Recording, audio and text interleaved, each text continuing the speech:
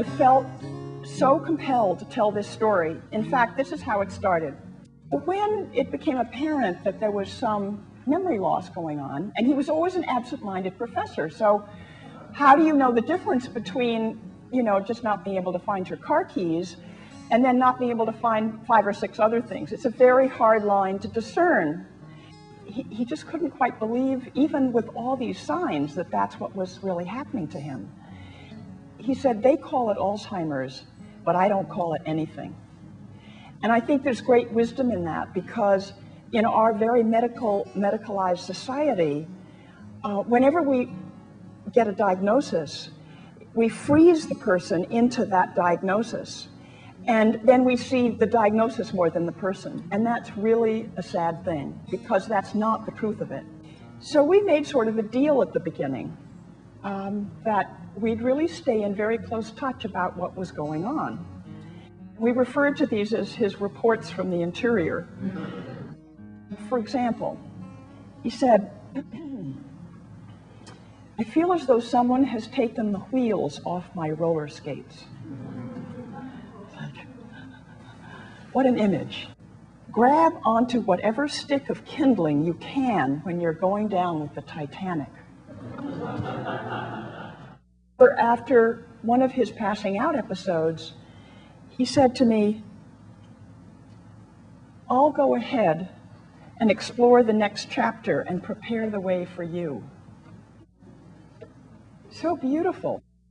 So how do you live through something difficult consciously? What does that mean? To both of us, it meant you looked squarely at what's happening. It meant, even for me, trying to find occasionally the hidden gifts in even something this difficult. If we can do that, it's like, where is the meaning in suffering? It's a huge assignment. You have to understand it's the hardest thing I ever did. Ethan and Laura will attest to how worn down I got, how exasperating it could be, how tedious it could be. It calls forth, you cannot imagine how much. But then there were those of you who helped, and that's why I'll come to how the book got its title.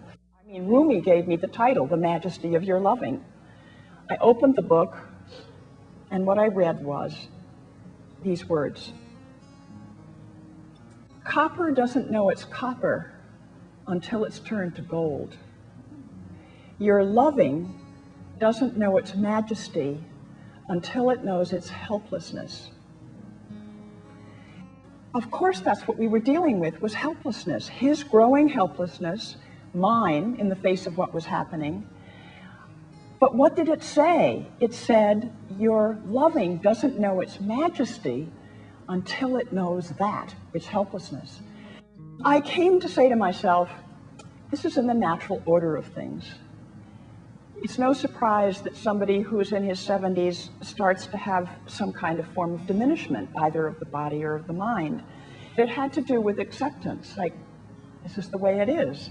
So this is what we've been given to live with. So live with it as consciously as you can.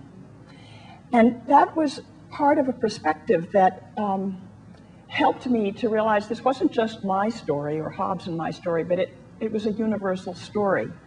And every time I shifted with that perspective into a bigger one, I somehow felt sustained by something beyond myself. And I remember putting my hand on top of his hand and saying, Hob, I want to make you a promise. I've been writing, and you know I've been writing, and it's going to become a book. And I want to promise you that that will happen, and your voice will be in this book. So it gives me the shivers to say that, because it took on the force of a covenant between us.